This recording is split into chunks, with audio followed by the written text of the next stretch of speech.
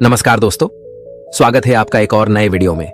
दोस्तों, क्या आपने कभी सोचा है कि जब हम जिम्मेदारी नहीं लेते तो हमारे कामों में क्या होता है? अक्सर हम अपनी क्षमताओं को कमजोर समझकर या डर और संदेह के चलते किसी चीज को करने से पीछे हट जाते हैं, बिना उसे आजमाने का मौका देने का। लेकिन क्या हम ये सोचते हैं कि ऐसे मौके पर हम कितना बड़ा मौका खो देते हैं? इस वीडियो में हम देखेंगे कि जब हम जिम्मेदारी से मुकरते हैं तो हम स्वयं को, अपने पूरे पोटेंशियल को पहचानने और प्राप्त करने का मौका बर्बाद करते हैं। जिम्मेदारी लेने के बजाय हम अपने कामों को अधूरा छोड़कर स्वयं को नकारने से बचते हैं और इससे हमारे जीवन में निरंतर संकोच और आत्मसंकट की भावना बनी रहती है। यह वीडियो आपको यह सिखाएगा कि जब हम खुद पर और अपनी क्षमताओं पर विश्वास करते हैं तो हम किसी भी चुनौती का सामना कर सकते हैं और कैसे हमारे कामों में चमत्कार हो सकता है। तो चलिए बिना किसी देरी के कहानी शुरू करते हैं। एक छोटा सा गांव था। उस गांव में एक व्यक्ति रहा करता था। उस व्यक्ति को भी यही तकलीफ थी। वह हमेशा खुद की क्षमताओं पर शक किया करता था। वह हमेशा दुविधा में रहता था। जो काम वह करता था वो काम उसे बिल्कुल भी पसंद नहीं था। वह तो उस काम को केवल मजबूरी में किया करता था ताकि उसका घर परिवार आसानी से चल सके, उन्हें 2 वक्त की रोटी मिल सके, उनका पेट भर सके। और वह हमेशा सपनों में ही खोया रहता कि किसी न किसी दिन उसे बहुत सारा धन मिल जाएगा और वह उस नगर का सबसे अमीर आदमी बन जाएगा। उसके पास वह सब कुछ होगा जो एक धनी व्यक्ति के पास होता है। सारी सुख सुविधाएं होंगी। उसके पास किसी चीज की कोई कमी ना होगी। मन में यही ख्याल लिए वह हमेशा अपने भगवान की पूजा किया करता। वह हमेशा यही सोचा करता कि मेरे ईश्वर के आशीर्वाद से उसके जीवन में चमत्कार घटेगा और वह बहुत धनी व्यक्ति बन जाएगा। इसीलिए वह दिन रात सुबह शाम केवल अपने इष्ट की पूजा करता, उनकी भक्ति में खोया रहता। और जब भी कोई उसे किसी कार्य के लिए कहता तो वह यही कहता, जो होगा वही करेंगे, मैं भला कौन हूं, करने वाले तो सब वही है। लेकिन वास्तविकता में उसके मन के भीतर एक दुविधा थी। कुछ भी करने के लिए वह हमेशा दुविधा में फंसा रहता था। वह कभी किसी निर्णय पर पहुंच ही नहीं पाता था और जब भी वह किसी कार्य को पूर्ण नहीं कर पाता था तब भी उसके पास तरह तरह के बहाने हुआ करते थे। जैसे, मैंने तो बहुत कोशिश की किंतु यह कार्य पूर्ण हो ही नहीं सकता, यह कार्य करना तो असंभव है, यह कार्य बहुत कठिन है। इस तरह की उसके पास कई तरह के बहाने थे जिससे वह खुद को समझा दिया करता। उसकी पत्नी और उसके घर वाले उसे ताना मारा करते, उसे तरह तरह की बातें सुनाया करते, लेकिन वह व्यक्ति कुछ करने का नाम ही नहीं लेता था। एक दिन उसकी पत्नी उस व्यक्ति से कहती है, अरे तुम कुछ करते क्यों नहीं? आखिर हमारा परिवार ऐसे कब तक चलेगा? तुम जो मजदूरी करके पैसे लाते हो उसमें घर का खर्च नहीं चल पाता। आखिर तुम कुछ और काम क्यों नहीं करते? इस पर वह व्यक्ति कहता है, जैसे मालिक की इच्छा वह जैसा रखना चाहेंगे, हमें वैसे ही रहना होगा। मैं चाहे कितना भी प्रयास क्यों ना कर लूं, लेकिन मैं उससे अधिक धन नहीं कमा सकता जब तक कि मेरे मालिक ना चाहे। एक दिन उसका बच्चा बहुत बीमार पड़ गया और उसे अच्छे इलाज की आवश्यकता थी, लेकिन उस व्यक्ति के पास धन नहीं था। तभी उसकी पत्नी रोते हुए उस व्यक्ति के पास आई और कहने लगी, अरे जाइए ना, कुछ पैसों का बंदोबस्त कीजिए ना, हमारा बच्चा यूं ही मर जाएगा। इस पर व्यक्ति कहता है, अरे पगली, तू चिंता क्यों करती है? इससे कुछ नहीं होगा। मेरे ईश्वर मेरे साथ है और वह इसे बचा ही लेंगे, वह ऐसा कुछ नहीं होने देंगे।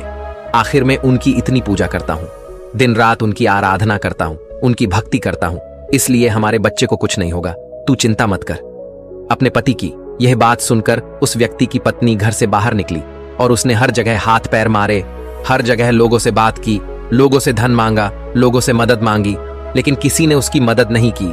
उसे कहीं से भी धन नहीं मिला और थक हार कर वह घर वापस आ गई।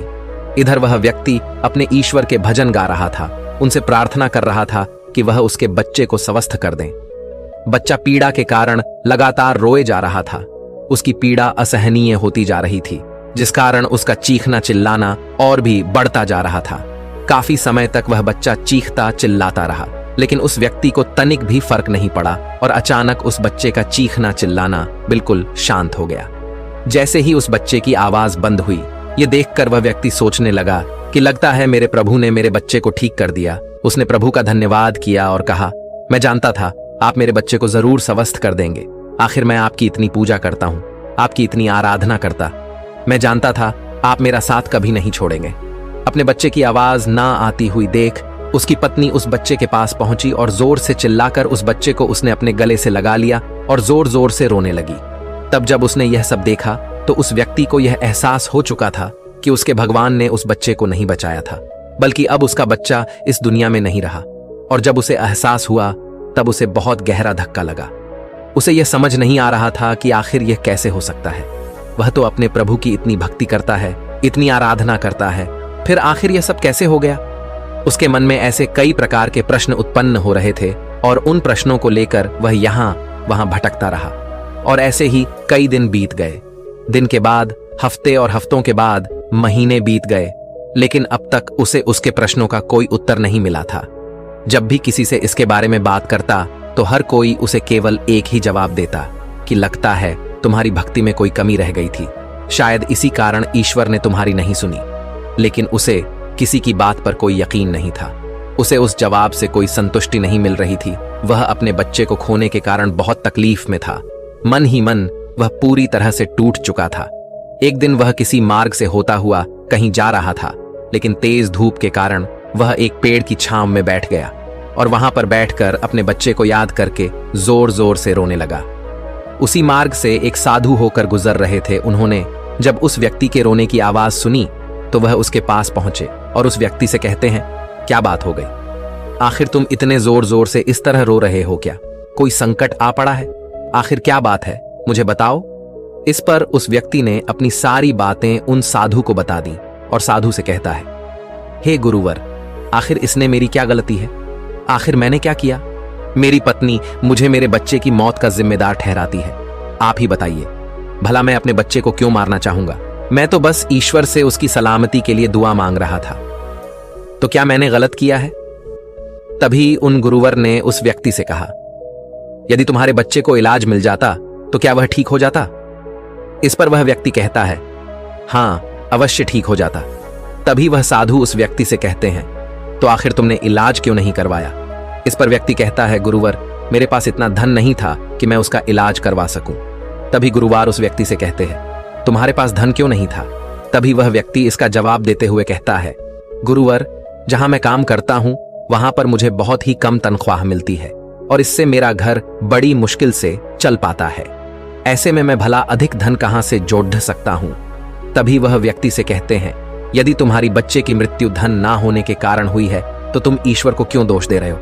उसने तो नहीं कहा था कि तुम अधिक धन मत कमाओ। उसने तो तुमसे नहीं कहा था कि तुम वहीं पर काम करते रहो जहां पर तुम्हें कम तनख्वाह मिलती है। ईश्वर ने तो तुमसे नहीं कहा था कि तुम मेरे भरोसे बैठो। यह सुन वह व्यक्ति थोड़ा सा अचरज में पड़ीडीएच गया। उसने उन साधु से कहा, गुरुवर, तो क्या हमें ईश्वर की मदद नहीं मांगनी चाहिए? क्या हमें उनकी पूजा आराधना नहीं करनी चाहिए? तभी वह व्यक्ति से कहते हैं, तुम्हारा ईश्वर कोई और नहीं बल्कि तुम्हारे भीतर है। वो तुम्हारी आंखों से देखते हैं, तुम्हारे ही हाथों से कार्य करते हैं, तुम्हारे ही पैरों से चलते हैं, और जब तुम्हें कुछ करने के लिए तैयार ना हो तो वह तुम्हारी मदद कैसे कर सकते हैं? तुमने ही अपने ईश्वर को हाथ पर हाथ धरे रखने के लिए मजबूर कर दिया है। तभी वह व्यक्ति उनसे कहता है, ठीक है, आपकी बातें बड़ी कड़वी लग रही हैं, लेकिन जो कुछ भी आप कह रहे हैं वह सब सत्य है। कहीं ना कहीं मैं अंदर से जानता था कि मैं ही अपने बच्चे की मौत का जिम्मेदार हूं। यदि मैंने थोड़ा और धन जुटा लिया होता, यदि मैंने थोड़ी सी मेहनत की होती, लोगों से मदद मांगी होती, तो अवश्य ही आज मेरा बच्चा जिंदा होता, मेरे साथ होता। इतना कहकर व्यक्ति जोर जोर से रोने लगा। कुछ देर रोने के बाद फिर से शांत होकर गुरु से कहता है गुरुवर, जब भी मैं कोई कार्य करने जाता हूं तो मेरे पास इतने साधन नहीं होते थे, ना ही धन होता था, ना ही किसी का सहयोग मिलता था। और जब भी मैं कोई कार्य करने जाता तो मेरे मन में एक शंका होती, एक संकोच होता कि क्या मैं इस कार्य को कर सकूंगा या नहीं। तभी वह साधु उस व्यक्ति को एक पेड़ की तरफ इशारा करके कहते हैं, क्या तुम पेड़ पर चढ़ना जानते हो? व्यक्ति कहता है, नहीं गुरुवर, मैं आज तक कभी भी पेड़ पर नहीं चढ़ा और ना ही मैं पेड़ पर चढ़ना जानता हूं, किंतु आप मुझसे यह क्यों पूछ रहे हैं? इस पर वह साधु कहते हैं, अभी बताता हूं। उन्होंने पास में बैठे हुए एक कुत्ते को एक पत्थर मारकर क्रोध दिलाया और वह तुरंत ही पास वाले पेड़ पर चढ़कर बैठ गए। और अब उस कुत्ते के सामने वह व्यक्ति था। उस कुत्ते ने क्रोधित होकर उस व्यक्ति को दौड़ाया।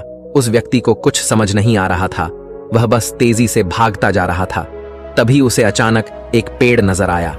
वह व्यक्ति उस पर जाकर तुरंत चढ़ बैठा। कुछ देर बाद जब कुत्ता वहां से शांत होकर चला गया, तब साधु उस व्यक्ति के पास आए और उस व्यक्ति से कहते हैं, क्या हुआ? तुम तो कह रहे थे कि तुम्हें पेड़ पर चढ़ना नहीं आता, फिर तुम इस पेड़ पर कैसे चढ़ गए? इस पर व्यक्ति कहता है, गुरुवर, न जाने क्यों लेकिन अचानक ही मैं इस पेड़ पर चढ़ बैठा।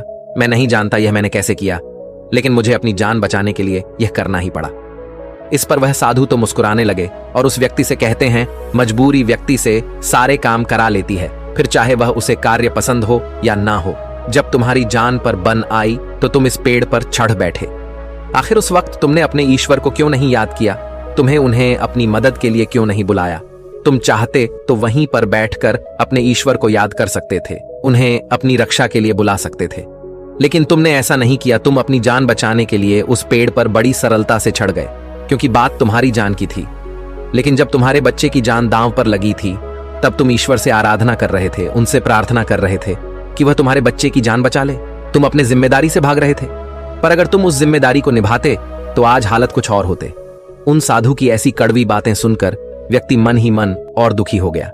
वह जोर जोर से फूट फूट कर रोने लगा और कहता है, गुरुवर, आप सत्य कहते हैं, मैं ही अपने बच्चे की मौत का जिम्मेदार हूं। मुझे ऐसा नहीं करना चाहिए था, मुझे और अधिक धन जोड़ना चाहिए था। यदि मैंने ऐसा कर लिया होता तो मैं आज अपने बच्चे को बचा पाता, लेकिन अब क्या करूं? मुझे कुछ समझ नहीं आ रहा। इस पर साधु उस व्यक्ति से कहते हैं, जो हो गया उसे मिटाया नहीं जा सकता, किंतु जो होने वाला है उसे बनाया अवश्य जा सकता है। इसलिए अपने बहानों से ऊपर उठो, अपने संकोच को मन से मिटा दो और किसी भी कार्य को शुरू करने से पहले तुम्हारे मन में दुविधा उत्पन्न होती है, उसे पूरी तरह से समाप्त कर दो। फिर देखना, तुम जैसा चाहोगे वैसा ही होगा। तुम जो हासिल करना चाहोगे तुम उसे हासिल कर पाओगे। तुम्हारा मन मजबूत होने लगेगा। मैं दुविधा से ऊपर उठकर साफ और स्पष्ट तौर पर निर्णय ले सकता। उसके बाद से तुम्हारे मन को कभी किसी बहाने की जरूरत नहीं पड़ता। इस पर व्यक्ति उस हाथ से कहता है, किंतु हे गुरुवर, जब भी मैं कोई कार्य करने जाता हूं तो मेरा मन बहुत ही कमजोर पड़ जाता है। मैं बहुत घबरा जाता हूं। मैं अपने मन को मजबूत कैसे बनाऊं? क्या आप मुझे इसके लिए कोई उपाय बता सकते हैं? इस पर साधु कहते हैं, हाँ, मेरे पास इसका भी उपाय है। तभी व्यक्ति कहता है, गुरुवर, कौन सा उपाय मुझे बताइए। इतने में साधु ने उस व्यक्ति का हाथ पकड़ा और उसे एक नदी किनारे ले आए और उस व्यक्ति से पूछते हैं, क्या तुम्हें तैरना आता है? वह व्यक्ति थोड़ा घबराया, लेकिन उसने जैसे तैसे उन गुरु के इस बात का जवाब देते हुए कहा, हे गुरुवर, मुझे तैरना नहीं आता, लेकिन आप मुझसे क्यों पूछ रहे हैं? इस पर गुरु कहते हैं, अभी बताता हूं। इतना कहकर उन्होंने उस व्यक्ति को पीछे से धक्का दे दिया और वह व्यक्ति सीधा नदी में जा गिरा। वह नदी के पानी में हाथ पैर मार रहा था। वह बचने का हर मुमकिन प्रयास कर रहा था। जब उन साधु ने देखा कि वह व्यक्ति डूबने लगा है तो उन्होंने जाकर उसे उस पानी से बाहर निकाला। वह व्यक्ति जैसे ही बाहर आया तो वह हाँफ लगा। वह घबराया हुआ था, बहुत डरा हुआ था। जैसे तैसे उसने हिम्मत की और वह खड़ा हो गया। अब की बार वह साधु को देखकर बहुत घबरा चुका था, बहुत डर चुका था। वह उन्हें देखते ही भागने का प्रयास करने लगा, लेकिन एक बार फिर उन साधु ने उसे जबरदस्ती पकड़कर नदी में धक्का दे दिया। वह नदी में हाथ पैर मारने लगा ताकि कोई उसे बचा ले। वह जोर से चिल्लाने लगा, बचाओ बचाओ, लेकिन आसपास कोई न था। उसकी मदद के लिए कोई नहीं आ रहा था। तभी साधु उस पानी में उतरे और उस व्यक्ति को जबरदस्ती पकड़कर सीधा खड़ा कर दिया।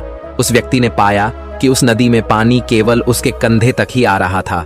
इस पर वह साधु उस व्यक्ति से कहते हैं, अब तुम मुझे यह बताओ कि आखिर तुम इतने कम गहरे पानी में किस तरह से डूबकर मर सकते हो?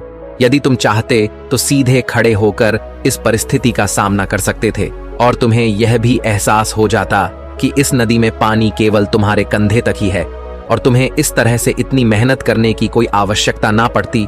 न तुम घबराते और ना ही इस परिस्थिति से भागने का प्रयास करते, किंतु तुम्हें हमेशा से केवल एक डर का सामना किया है, और वह यह है कि यदि तुम नदी में गिरे और तुम्हें तैरना नहीं आता तो तुम्हारी मृत्यु निश्चित है। और यही कारण है कि तुम सही स्थिति का पता नहीं लगा पा रहे थे। तुम ये तक पता नहीं लगा पाए कि आखिर इस नदी में पानी कितना गहरा है। एक बार फिर साधु उस व्यक्ति को नदी से बाहर लाए और थोड़ी देर इंतजार करने के बाद उन्होंने एक बार फिर उस व्यक्ति को उस नदी में धक्का दे दिया। अब की बार उस व्यक्ति को उस स्थिति का पता चल चुका था। वह यह जानता था कि अब जैसे ही वह अपने आप को स्थिर कर लेगा, जैसे ही अपने आप को अपने पैरों पर खड़ा कर लेगा, यह पानी केवल उसके कंधों तक ही आएगा। और उसने बिल्कुल ऐसा ही किया। वह सीधा खड़ा हो गया। तभी साधु उस व्यक्ति से कहते हैं, क्या तुम्हें अब अपने मन को मजबूत करने का मंत्र मिल चुका है या नहीं? इस पर वह व्यक्ति कहता है, हाँ, मैं समझ चुका हूं कि अपने मन को मजबूत किस तरह से किया जाए। आगे गुरुदेव उस व्यक्ति से कहते हैं, अब तुम समझे? इस दुनिया में कुछ भी करना इतनी बड़ी समस्या नहीं है। समस्या तो यह है कि हम कुछ करना ही नहीं चाहते। जब भी हमें डर लगे या कोई समस्या खड़ी हो तो हमें उसमें उतर कर देखना चाहिए, उसका आकलन करना चाहिए, उसे समझना चाहिए, जब तक कि वह समस्या संभावना ना बन जाए और तुम्हारे भीतर से उस परिस्थिति का सामना करने का डर निकल ना जाए। ऐसे ही हमारा मन मजबूत होता है। आज तुम्हारे पानी का डर समाप्त हुआ है, लेकिन वास्तविकता तो यह है कि तुम अब भी तैरना नहीं जानते, और जब तक तुम तैरना नहीं जान सकोगे तुम गहरे पानी में उतर नहीं सकोगे। इसलिए मेरी एक बात हमेशा याद रखना, इस संसार में ऐसा कुछ नहीं है जो तुम नहीं कर सकते। बस तुम्हें तुम्हारे साथ खड़े होना आवश्यक है, तुम्हें अपना साथ देना आवश्यक है। इसलिए अपने आप को धोखा देना बंद करो, अपने आप को दुविधा से बाहर निकालो, अपने आप पर संकोच करना बंद करो, अपनी शक्ति को पहचानो। तुम हर कार्य कर सकते हो जो तुम करना चाहते हो। यह सुन उस व्यक्ति को अपनी गलती का एहसास हो गया और उसने गुरु को प्रणाम किया और वापस अपने घर की ओर लौट गया। अब से वह हर रोज अपनी गलतियों को सुधारने में लग चुका था, अपने मन को मजबूत करने में लग चुका था। जब भी उसके सामने कोई परिस्थितियां थीं, इसका सामना करने में उसका मन घबराता, उसका मन डरता, तो वह उस परिस्थिति के सामने खड़ा हो जाता और उनका डट के सामने करता, अपनी जिम्मेदारियां निभाता, क्योंकि यही करते हैं जिम्मेदार लोग, डट के खड़े होते हैं। उसने अपने मन के संकोच को, अपनी दुविधाओं का त्याग कर दिया था और उसने अपना हाथ थाम लिया था। जिस भी कार्य में उसे डर लगता वह उस कार्य को जरूर करता है, जिससे उसका मन और भी अधिक मजबूत हो जाता। अब ना ही उसके मन में कोई संकोच होता था, ना ही वह किसी से किसी प्रकार के डर की बातें करता। हर परिस्थिति का सामना करने के लिए पूरी तरह से तैयार रहता और इसी प्रकार उसके मन का सारा डर खत्म हो चुका था और वह अपने जीवन में आगे बढ़ने के लिए पूरी तरह से तैयार था। अब वह जो कुछ भी चाहता था वह उसे हासिल करने में पूरी तरह से सक्षम था। दोस्तों, उम्मीद है कि आपने आज के इस वीडियो से जरूर कुछ ना कुछ सीखा होगा, तो इस वीडियो को अपने दोस्तों के साथ शेयर करना ना भूलें। और अगर आप ऐसी ही गौतम बुद्ध की कहानियों को लिखित रूप में पसंद करते हैं तो बोधि थिंक्स बाय चैनल हमें ऐसे ही सपोर्ट करने के लिए चैनल को सब्सक्राइब जरूर करिए। तो चलिए मिलते ऐसे ही एक और नई वीडियो में, तब तक के लिए अपना ख्याल रखें। धन्यवाद और नमो बुद्धाय।